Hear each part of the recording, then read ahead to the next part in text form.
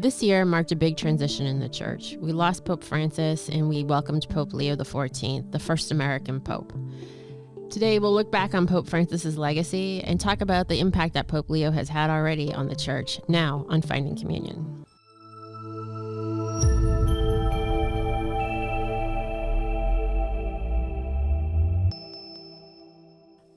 Hello, welcome to Finding Communion. I'm Rosemary Ford, editor of Parable Magazine, and I'm here with Bob Dunn, director of public policy for the Diocese of Manchester. This podcast and the Parable column of the same name discuss the church's work in the public square and the intersection of faith and politics.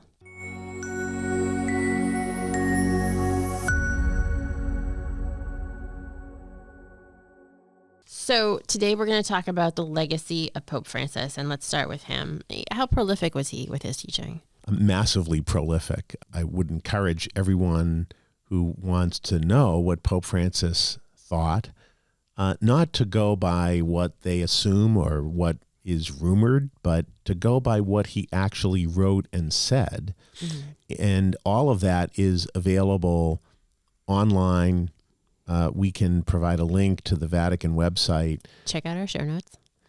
And you can find all of Pope Francis's writings, homilies, letters, exhortations, encyclicals. There's a lot out there, yeah. And that's true for Pope Benedict and Pope John Paul and so on. So it's a great resource. The Vatican website is an amazing resource for Catholic teaching.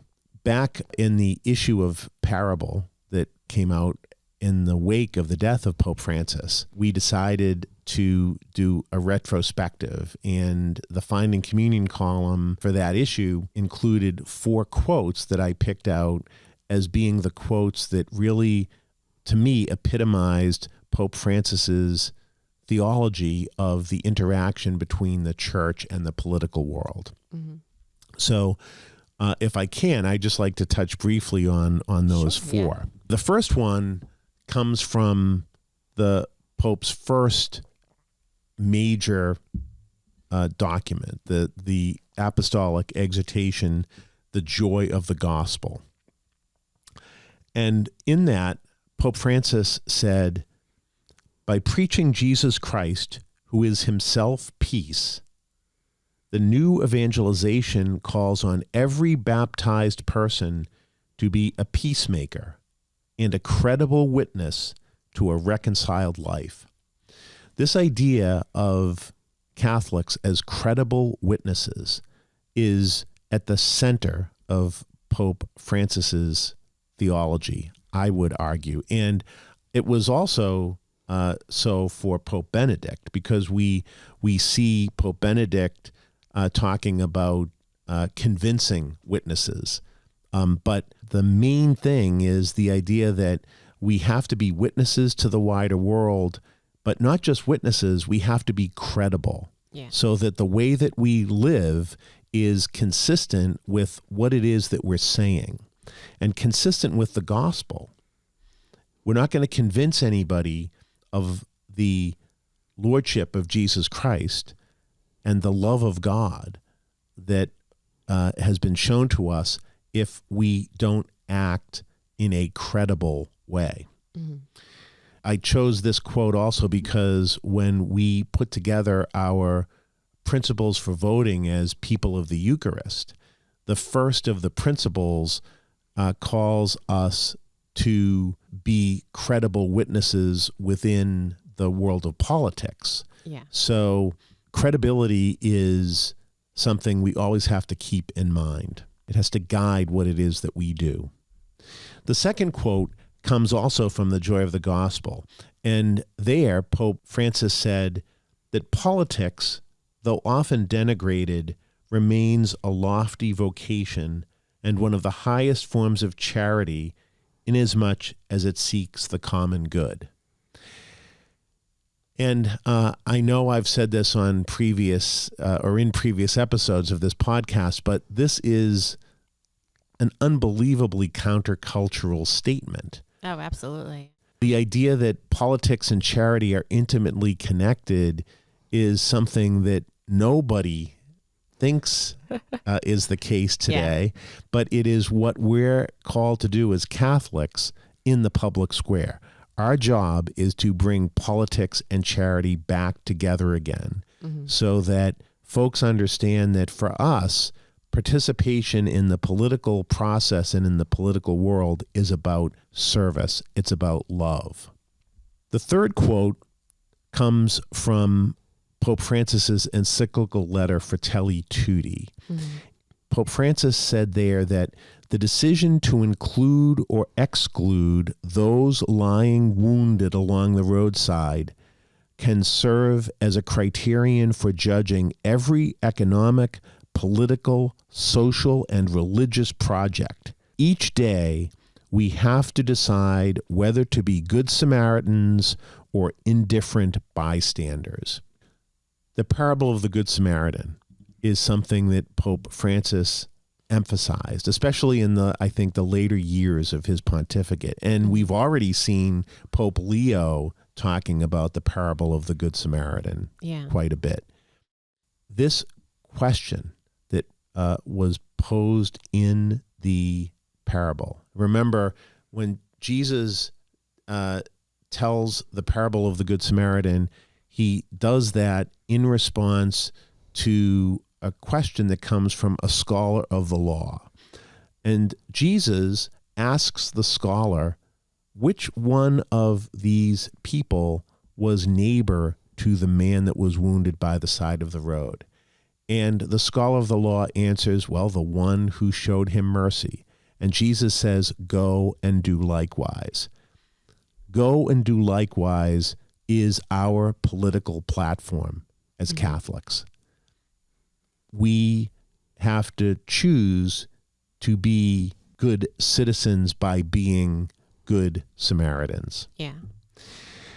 And the final quote comes from what I think was probably the most profound moment of Pope Francis's pontificate. And that was that night back at the beginning of the COVID pandemic when Pope Francis came out to a deserted and dark and rainy St. Peter's Square. I remember that, yeah. And gave his blessing to the city of Rome and to the world. Pope Francis said that night the following: the Lord asks us, and in the midst of our tempest, invites us to reawaken and put into practice that solidarity and hope capable of giving strength, support, and meaning in these hours when everything seems to be floundering. The Lord awakens so as to reawaken and revive our Easter faith. We have an anchor. By his cross we have been saved. We have a rudder. By his cross we have been redeemed. We have a hope. By his cross we have been healed and embraced, so that nothing and no one can separate us from his redeeming love.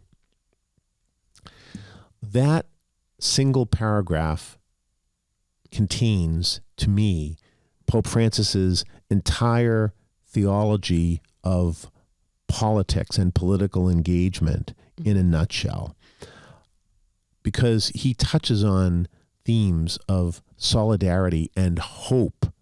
The last year, we've been celebrating the Jubilee of Hope.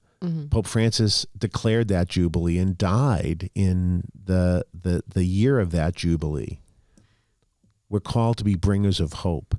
We're called to be merciful. We're called to be people who see the world through the lens of solidarity and communion. And that we're all in this together. Ultimately, as Pope Francis says here, it all comes down to the cross of Jesus.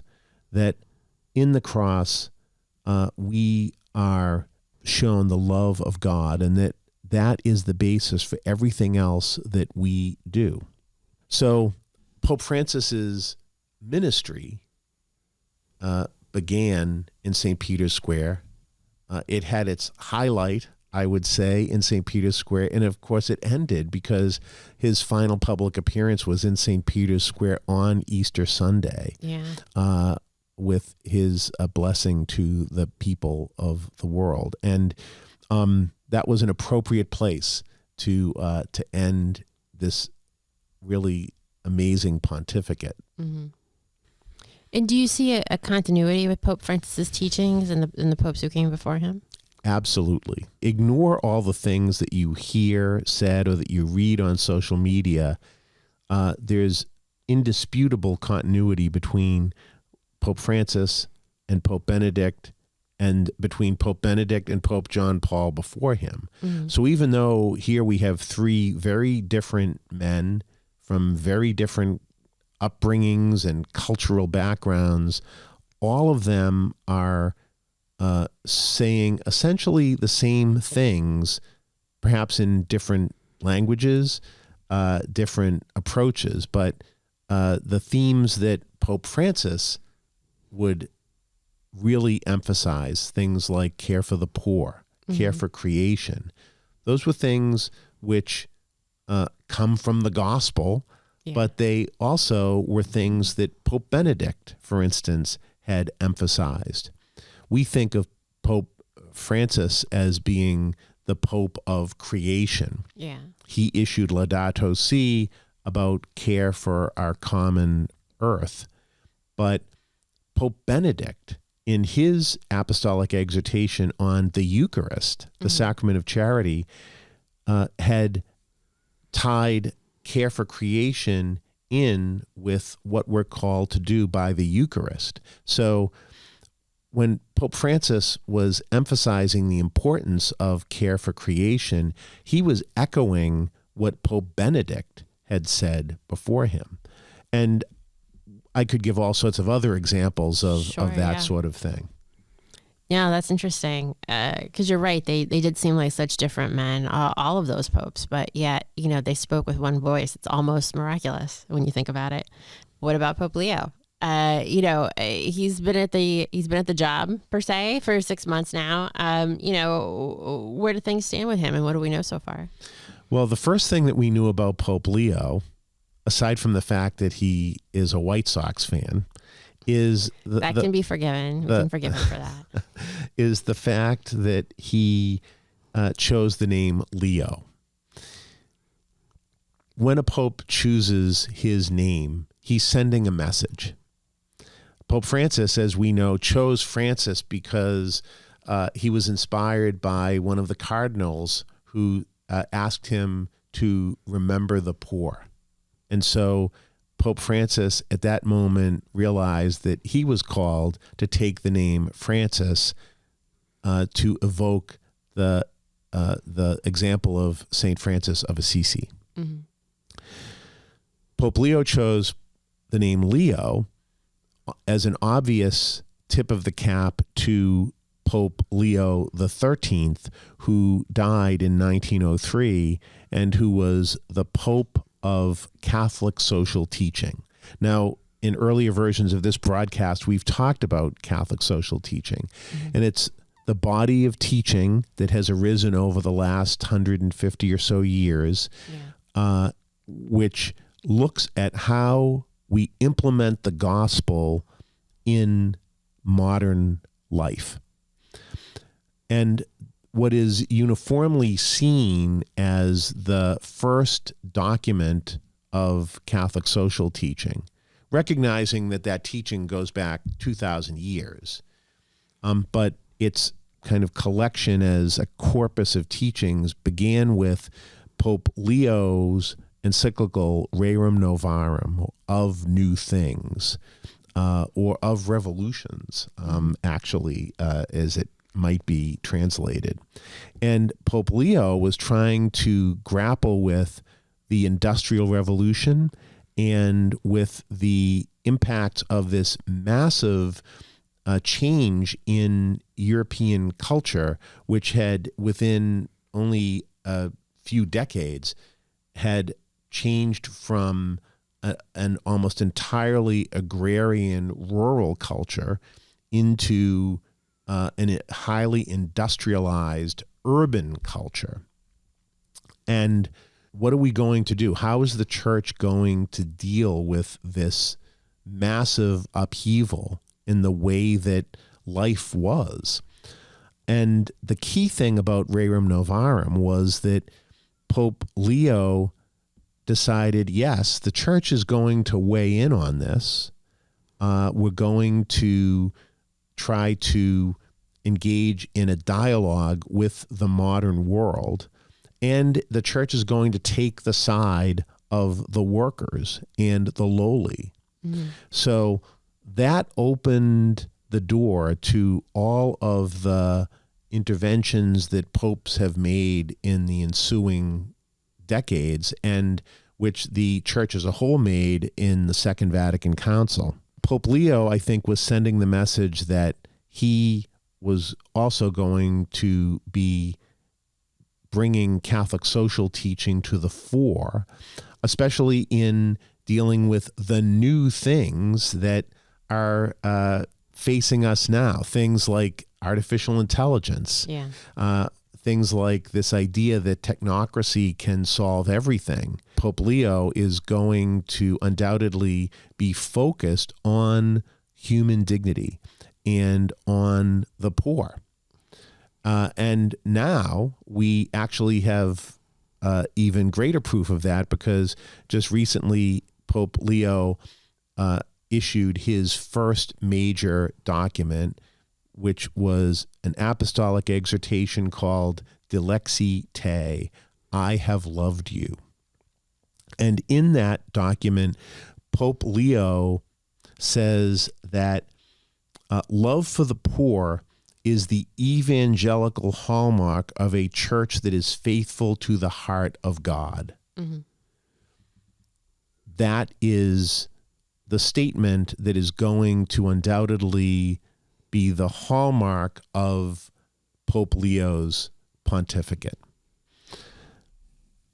And we'll put that document, I'm sure, in the show notes. And I urge everyone to take time to read this document, because it looks at the history of the church's engagement with the poor. It looks at the theological underpinnings of that relationship, and it looks at the scriptural underpinnings of that relationship. And as Pope Leo said, we keep coming back to the Eucharist here, because that is the theme of our podcast. Yeah. It's the prism through which we try to look at everything. And Pope Leo makes the point in this document that works of mercy are a sign of authentic worship. So this is something which Pope Francis actually had touched on, and Pope Benedict in their writings about the liturgy and the Eucharist, that and all of this is drawn ultimately from St. Paul's discussion about offering ourselves as spiritual worship.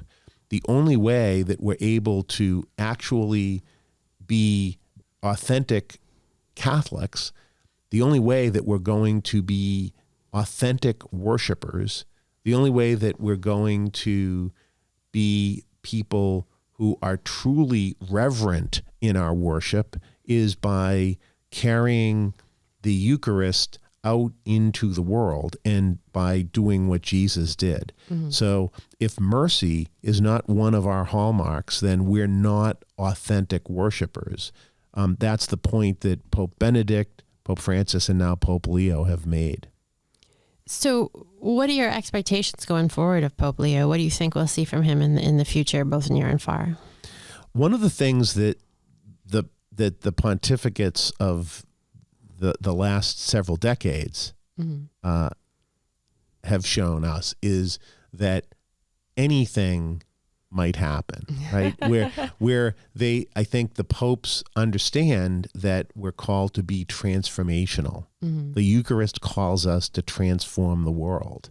And so I feel as if popes are going to always be thinking along those sorts of lines, especially a pope like Pope Leo, who was instantaneously transformational in that he was born in Chicago. Yeah. And so he was an American, both as far as his early life in the United States and in his later life as a missionary in Peru. Mm-hmm. That gives him an unrivaled ability to look at the world through some very important glasses on both accounts. I mean, I'm still flabbergasted at the fact that recently, as you may have seen, someone from the crowd, as Pope Leo was driving around in the Pope Mobile, yelled out, "Go Cubs." And Pope Leo yelled back, "They lost." So the idea that a pope is a follower and a fan of American baseball is absolutely incomprehensible, especially for those of us. I mean, I'm old enough to remember when it was a shock that a non-Italian pope was elected in 1978 with Pope John Paul II. So we are at a time when the popes are going to be transformational. The other thing that I think is interesting, and this is something that I heard along the way. I'm not taking credit for this myself, but sure. The Catholic Church is a church which teaches that the rule of law is important and which teaches that democracy is critical. So in a world where authoritarianism is everywhere, there are these temptations to authoritarianism that we see throughout the world. The Catholic Church, through the popes, is the defender of democracy and free speech and all the things that we probably a couple of hundred years ago would not have associated with the papacy. Absolutely. And yet now it is the Pope, and especially this American Pope, who will be the defender of these root American principles and root Catholic principles. So I think it's a very exciting time for us in the church. To me, as much turmoil as there is in the world, and we are living in a world of war and famine and authoritarian tendencies and all sorts of other points of sorrow and despair, the church, through the successor of St. Peter and through all of us, has become an even more important presence that can be a presence urging mercy and reconciliation and love. Wow, that's pretty powerful. As usual, great discussion, Bob. Thank you so much. Thank you. And thank you for joining us on Finding Communion. Please see our show notes for more on this topic. And don't forget to check out the latest edition of Parable Magazine. You can find it online at catholicnh.org/parable. And if you enjoyed this podcast, don't forget to like, share, and subscribe. Thank you for joining us. See you next time.